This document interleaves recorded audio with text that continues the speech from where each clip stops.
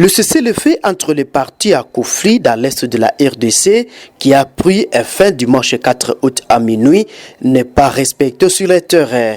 Cet accord, obtenu le 30 juillet sous la facilitation de l'Angola, engage la RDC et le Rwanda dans le processus de rétablissement de la paix dans la région. Cependant, les hostilités se poursuivent malgré les mesures. Dans la région de Bunza, les combats continuent. Les rebelles du M23 qui occupent les nombreux villages des territoires de Rutshuru, Masisi, Nyiragongo et Lubero poursuivent leurs attaques et avancent vers les nouvelles zones. De nombreux acteurs politiques de la province du Nord-Kivu saluent ce cessez-le-feu tout en demandant la création des zones Tambo sous la surveillance de la MONUSCO. Je cite, « Notre souhait est que ceci soit respecté par tous. Nous réitérons la nécessité de créer une zone Tambo à Kirumba, Kaina et Kanyabayonga. Notre souhait est que ceci soit respecté par tous. Nous réitérons la nécessité de créer une zone Tambo à Kirumba, Kaina et Kanyabayonga sous la supervision des mécanismes ad hoc travaillant avec la MONUSCO. Cela surveillerait des couloirs humanitaires et permettrait de vérifier le respect du cessez-le-feu. Maintenant que les partis se sont engagés à faire taire les armes, nous demandons la réouverture de la route Goma-Rutshuru, Kanyabayonga pour désenclaver la ville de Goma, actuellement asphyxiée, entraînant des conditions socio-économiques dramatiques, a recommandé Isé Kanendu, député provincial honoraire. Dans un communiqué daté du 1er août, l'AFC M23 a rejeté ce cessez-le-feu. Selon son porte-parole, les conclusions de la dernière réunion de Luanda, à laquelle ils n'ont pas été conviés, ne les engagent pas automatiquement. Kagoma, dans la province du Nord-Kivu, des jeunes du quartier Katoi, Majengo et Kilijoué, dans la commune de Karisimbi, dans la province du Nord-Kivu, ont été dans la rue ce lundi 5 août 2024 pour dénoncer la montée de l'insécurité dans leur milieu. Ils ont placé des pierres de toutes sortes, paralysant ici la circulation et les activités jusqu'à environ 10 heures locales.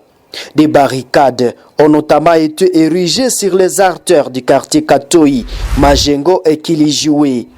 Le président de la jeunesse de Karisimbi a fait de la semaine dernière le bilan d'une quinzaine de meurtres et environ de 200 maisons cambriolées pour le seul mois de juillet dans cette municipalité. Les quartiers ouest de Goma, notamment Mugunga, Ndosho et Kasika, sont les plus touchés par cette vague de violence. Chers internautes de Léon Joléo, il faut savoir à Nituri, plus de 70% de la population du centre commercial de Tchomia ont été contraints de fuir à raison de la dégradation de la situation sécuritaire, indiquent des sources locales contactées lundi 5 août. La localité de Tchomia se situe à 60 km au sud de Bunia, dans la plaine de Lac-Vert. Ces sources indiquent que certains habitants ont trouvé refuge en Ouganda, tandis que d'autres se sont déplacés vers Mahagi Port, dans le territoire de Mahagi, ou encore à Kasenyi et à Bunia, chef-lieu de la province de l'Ituri. Ces déplacements massifs de la population expliquent que par la persistance de l'insécurité, accent dit par le maître d'au moins 6 personnes, y compris des militaires, et incidents survenus la semaine dernière. Les notables locaux signalent que presque tous les habitants de la localité de Sabé et Nyakova ont abandonné leur maison. Une situation similaire est observée dans le village périphérique de Tchomia, tel que Tcheya, Kanyamukila et Tambaki. À cette sécurité s'ajoutent des rumeurs, s'attaquent diffusées sur les réseaux sociaux, provoquant des mouvements et des paniques parmi les populations. Des témoins rapportent que la sécurité a également un impact significatif sur les activités économiques, notamment la pêche, et les commerces qui fonctionnent actuellement au ralenti. Le réseau pour les droits de l'homme, REDO, rapporte dimanche 4 août la mort de 5 civils tués à une semaine par les hommes armés non identifiés à Butembo, au Nord Kivu. Le dernier cas à date est celui d'un homme d'une trentaine d'années, ancien journaliste de la radio Pendo Kivu, Butembo, tué par balle par des Ngoni la nuit de samedi à ce dimanche 4 août. Son corps a été retrouvé jeté dans une concession à Foro dans la partie nord de la ville.